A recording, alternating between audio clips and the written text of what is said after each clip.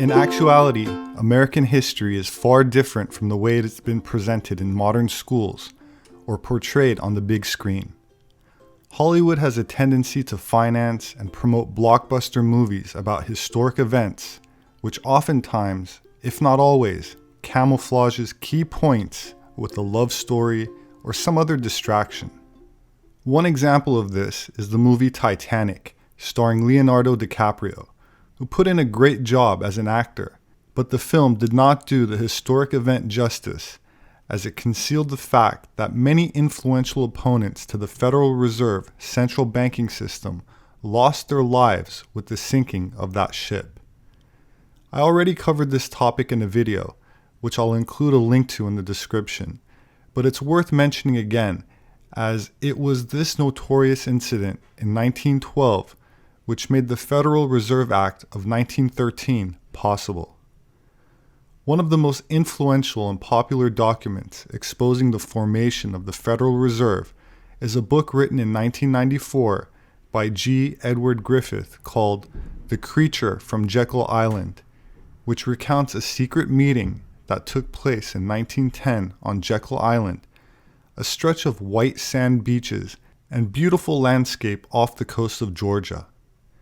It was an exclusive gathering of American financiers, politicians, and banking elite who covertly plotted the draft legislation for the creation of the all-powerful central banking system that not only financed both world wars, but has become an accomplice in the support of totalitarian regimes throughout the world. An excerpt from the book claims that, quote, "There are few historians who would challenge the fact that the funding of World War I, World War II, the Korean War, and the Vietnam War was accomplished by the Mandrake mechanism through the Federal Reserve System. An overview of all wars since the establishment of the Bank of England in 1694 suggests that most of them would have been greatly reduced in severity or perhaps not even fought at all without fiat money. It is the ability of governments to acquire money without direct taxation that makes modern warfare possible, and a central bank has become the preferred method of accomplishing that. We theorize a strategy dubbed the Rothschild formula, in which the world's money cabal deliberately encourages war as a means of stimulating the profitable production of armaments and keeping nations perpetually in debt. This is not profit-seeking, it is genocide. It is not a trivial matter, therefore, to inquire into the possibility that our elected and non-elected leaders are, in fact, implementing the Rothschild formula today. While there's been some movements to combat this globalist totalitarian network, which has not only financed communist revolutions around the world, such as in Russia, China, and more recently in South Africa, which were all triggered by engineered social uprisings aimed to remove existing power structures using class warfare and amplifying socioeconomic and racial tensions enforced by a banker-controlled media. We can see the same pattern played out in America today, where manufactured civil unrest is used to erase history and promote cultural Marxism. In a nation which already promotes falsehoods in schools, starting from its name, which was not really based on the explorer Amerigo Vespucci, whose authentic name was actually Alberigo Vespucci, who only changed his name to Amerigo after his voyages to the Americas. In other words, Amerigo came from America and not the other way around. Not only was there an existing tribe in Nicaragua called Améric, whose root word was the ancient name for the land used by the natives of Peru, also known to the Maya civilization and attributed to the great feathered serpent creator deity, which they called Kukulkan, a deity which also had an equivalent by the Aztec civilization. According to Manly P. Hall, in his book The Secret Teachings of All Ages, quote, "These children of the sun adored the plumed serpent, who was the messenger of the sun. He was the god Quetzalcoatl in Mexico, Gucamat in Quiche, and in Peru he was called Amaru. From the latter name comes our word America. Amaruka is, literally translated, land of the plumed serpent. The priests of this flying dragon, from their chief center, they once ruled both Americas.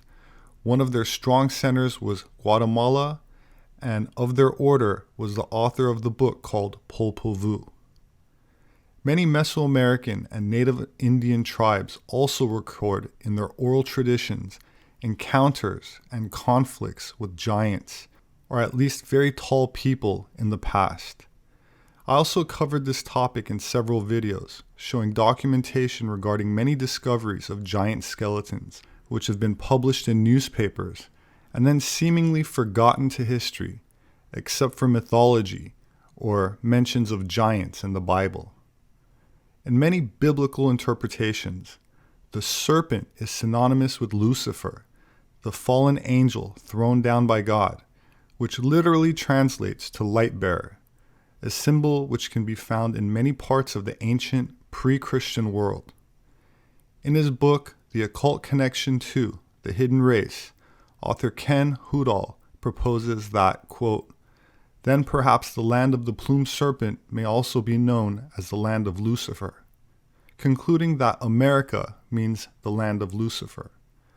While this interpretation may sound like a real stretch for many, it's an interesting concept when considered from the perspective of an interview that I recently stumbled upon, suggested to me by one of my subscribers, which uncovered some interesting details regarding the secretive meeting on Jekyll Island and events that led up to the creation of the Federal Reserve.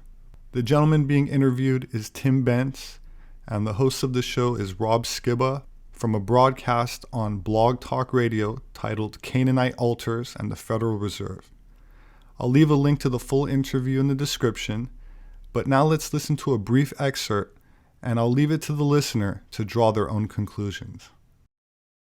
I knew something about Jekyll Island. I had looked at some of the financial issues in the 80s and 90s. I was looking at some of the spiritual applications to financial things, but I really was not up to speed on the history of Jekyll Island. I had just heard it from something. I'd not even read the book that's called The Creature of Jekyll Island. I'd not even read that book, but I was aware of something about Jekyll Island and financial stuff. So I went in my brother's house, got my computer out, and I just got on the internet and typed in Jekyll Island, and it's like, what's going on with Jekyll Island? And so I discovered when I got online that the Jekyll Island Club, which was this historical, multi-millionaires country club that had been built in the turn of the century, it had just been remodeled and reopened. And I thought, wow, that's interesting. When I got to the hotel, it was about 9 o'clock at night. And so I went in the restaurant and had a good meal and went to my room and got some rest. And the next morning I went down for breakfast, and a different lady was at the desk, but she had a note for me. It said that I had an appointment arranged with the museum director and that he was blocking out most of the day to spend with me. So I had my breakfast, and then when I went over to meet with him. So I go meet with the museum gentleman. His name is John, and when I go meet with him, I just introduced myself. I told him a little bit about who I was and what I do. We started talking. He was, of course, started out talking about the financial stuff, because this Jekyll Island is where the Federal Reserve banking system was birthed and conceived. And at one time, when it was functioning in the 1900s up to the 20s and 30s, some say 1/3, some say 2/3 of the world's wealth would vacation on that island. Mm-hmm. It was the highest conglomeration of wealth in a single place very often anywhere in the world back in the turn of the century.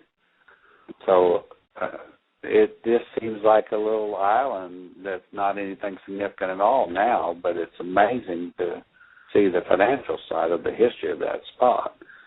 And so I'm sitting there looking at some of the the things that he's telling, just thinking about some of the things he's telling me. We went out and walked around, and he showed me some of the cottages that had been restored, and the club itself, and the tennis courts, and they had a pier where the boats would come up, and he's just kind of showing me the grounds, and then we go to the museum.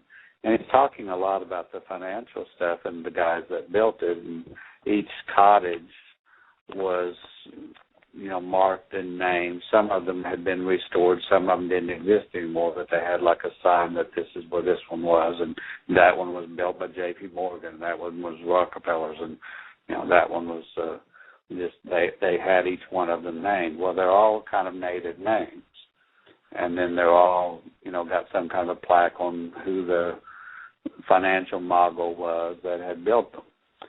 And they're not really elaborate, luxurious mansions. They're just simple cottages for the most part, which was kind of interesting to know that the richest people in the world built them, and they were very low-key and almost like a cabin in the woods instead of a luxurious house like you'd expect. And they all had Indian names.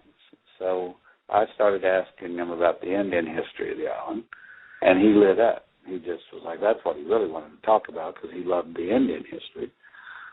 And so he takes me back to the museum, and he said, we got a lot of stuff on the Indians. He said this was actually like the government main community for a tribe of Indians that don't exist anymore.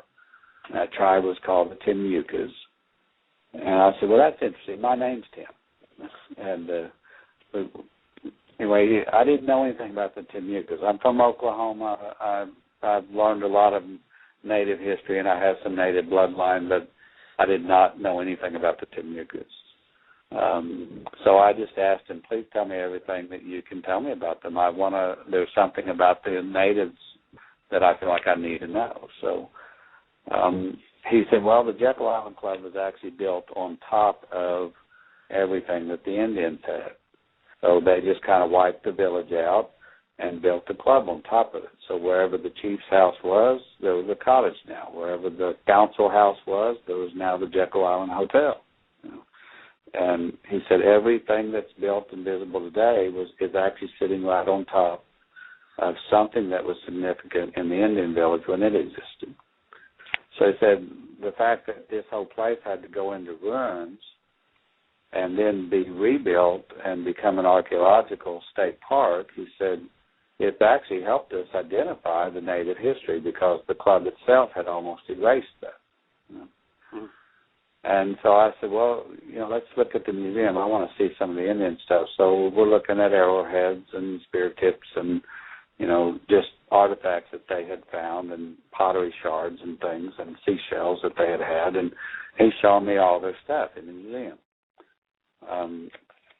He shows me some fragments of a weapon that was like an unusual bow. And when I say unusual, I mean that it was like a double curved bow. And that was a very unusual shape of a bow for a native tribe. I had never seen that shape before with an American Indian tribe. And I've seen a lot of bows and arrows. So I asked him, I said, this seems unusual. I've not seen this before. In Oklahoma, every native tribe, the bows would look like a single bow or just a single curve. I said, this is quite extraordinary, especially as far back as this tribe was. So he said, yeah, we found a lot of weapon-type artifacts that we've not seen with other tribes. And I said, well, how do you know these were Native Americans? Maybe they were from somewhere else. He said, oh, no, they were the Timucas because they're well established along the Florida and Georgia coast, and he said we got a lot of stuff in 3 or 4 states about them, and they were quite prolific at one time. So he said, we know they're Native Americans. I said, well, all right, what else you got? He said, well, we got some skeletons. He said, you want to see the bones? And I said, well, yeah. That sounds, you don't get to see a skeleton very often. I said, are they where we can actually see them, or are they buried? He said, no, they're visible. So they had a burial site that they had been very respectful for when they built the museum.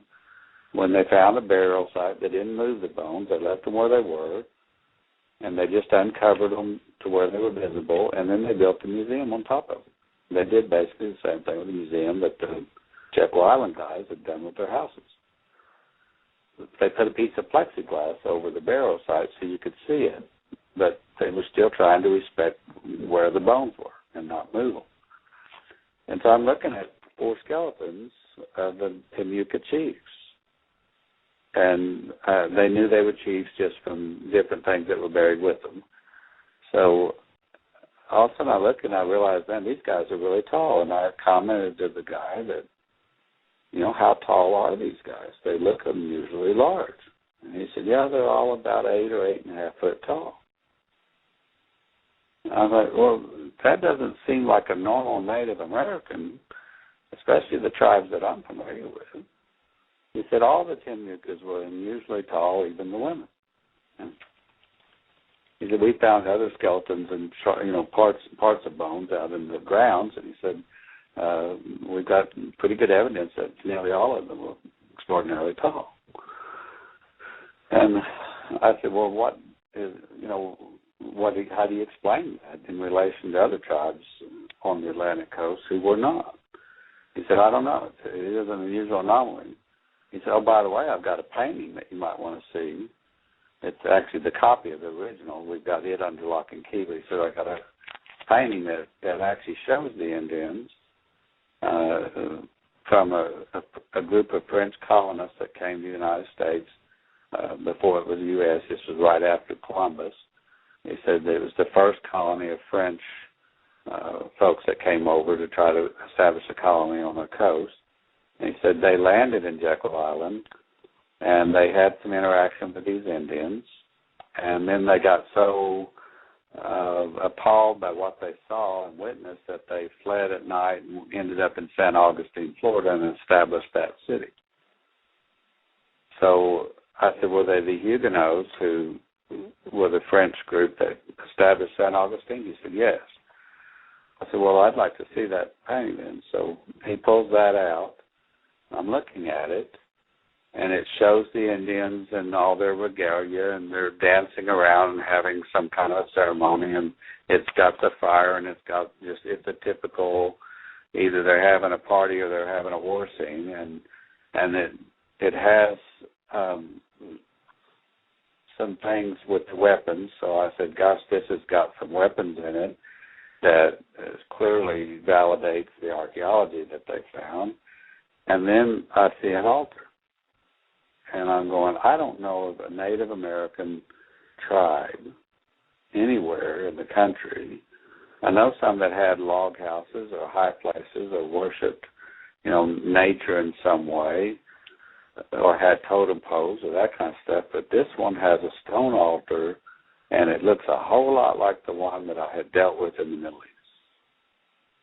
And I'm looking at the picture, and I'm going, is this an altar? Is this stone like something they're sacrificing on? Because this guy's holding babies in his hands in this picture. He said, yeah, they're cutting those babies, they're hacking those babies up in that painting. And so when you look at the details, 2 of the shamans or chiefs are holding a baby up by the ankles, and they're whacking their heads off and spilling the blood on this altar. Mm. And I'm like, sir, I don't want to be disrespectful of your training and archaeological understanding and history, but I don't know of any native tribe that did what I'm seeing here unless it was an act of war. And this is really, really unusual. And I've seen this type of scene with artifacts over in the Middle East. And I've seen weapons like this over in the Middle East. I said, are you sure this is Native Americans and not some kind of colony that came from over there?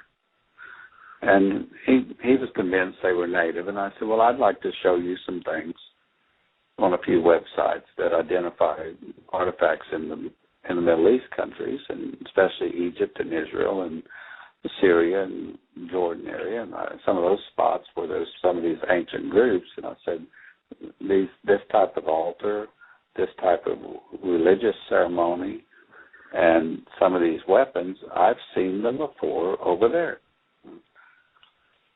Well, he was quite interested in that because he loves Native American history, but he's starting to question, maybe I need to dig into this more. That was his comment. So I said, at that point, then I thought, I believe this is why I'm here. I needed to see this and hear about this. At this point, I'm not that concerned about the financial stuff anymore. I'm wanting to know where is this altar. And so I asked him. I said, "Can you take me to this altar? I often pray over these things, and it's very beneficial for the land and for the country and for the people. Can I go to this altar and see it?" He said, "I can take you to the altar, but you can't see it." And I said, "Why can't I see it? Is it buried?" He said, No, it's not buried, but it has a house built on top of it." I said, "Who would be crazy enough to build their house on top of a blood sacrifice altar?" He said, "Well, Rockefeller was." So, nice. I just okay, can we go there? And he said, "Yeah, it's just a short walk. Come on." And we've actually, had already walked by it. So he said, "I've got the keys." He said, "Normally nobody can go in. The way these things are set up, they're historical homes now. The state of Georgia owns the park. They lease it out to another group, the hotel, to run, but the houses are maintained on the National Historical Register, and they're part of the state park.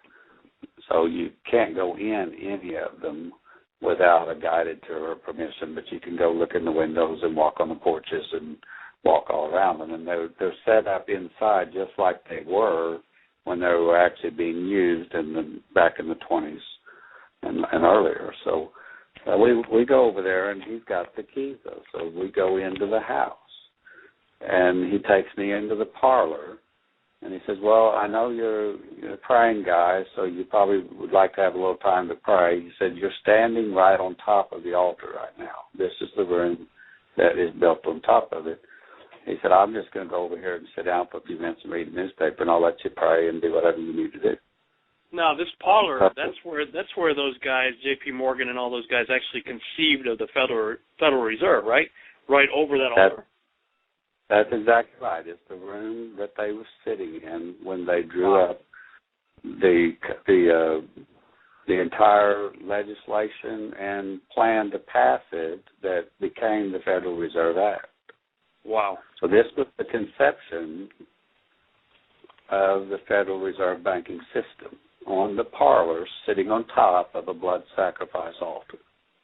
Where babies were sacrificed. Yes. And so all of a sudden it's like, wow, no wonder our banking system has so much corruption in it, even when people want to do the right thing, No kidding. And so, just being a banker is not an easy job, but it's like, not all of them are bad guys, but it's like, wow. And that was not what our founders set up. That took over. It usurped the authority of the way our founding fathers suggested that we bank as a country. And even the way it was passed had a lot of, things that didn't seem right about it.